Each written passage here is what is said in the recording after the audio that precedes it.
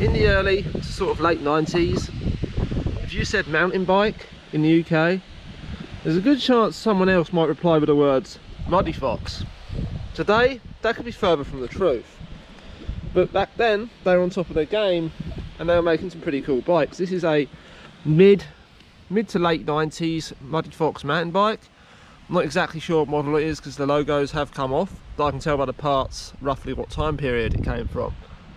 It has muddyfox embossed in the frame there. So what do we have then? We have a Shergo crankset.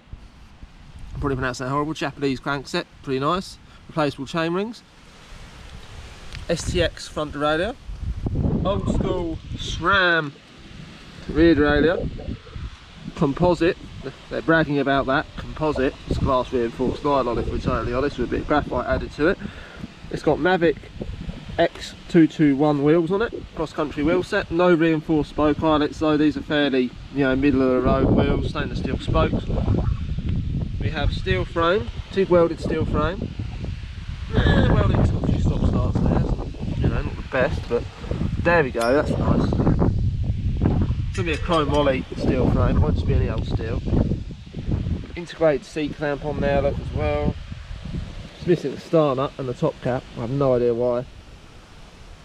Not there, just gone, probably rusted away, I don't know. Core handlebars, these are really narrow. It's got a Bontranger stem on it, someone's changed the stem.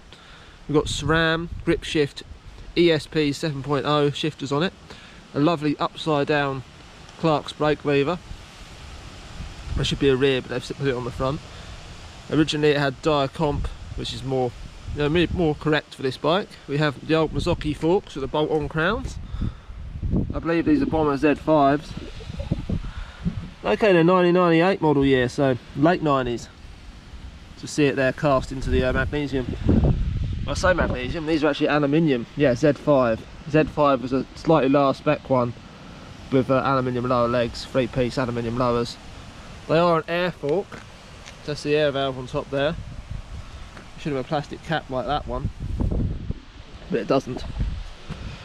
They do still move, but they're definitely leaking a bit of oil. You can see the gap between the seal there. So yeah, that's quite funny. Bigfoot. Muddyfox always had lots of parts branded Bigfoot, and even the lower end ones, the forks are branded Bigfoot, but they're actually zooms. So you know, this hub's branded Bigfoot. It's the same as the ones on the GTs. It's obviously made by the same company. Even the skewer, it's the same colour as the GT skewer as well. Yeah, not a bad bike for its time. 20 quid I paid for it. I'll run it round till I get bored of it and I'll sell it. You know, as I do with a lot of stuff. Yeah, she's pretty cool though.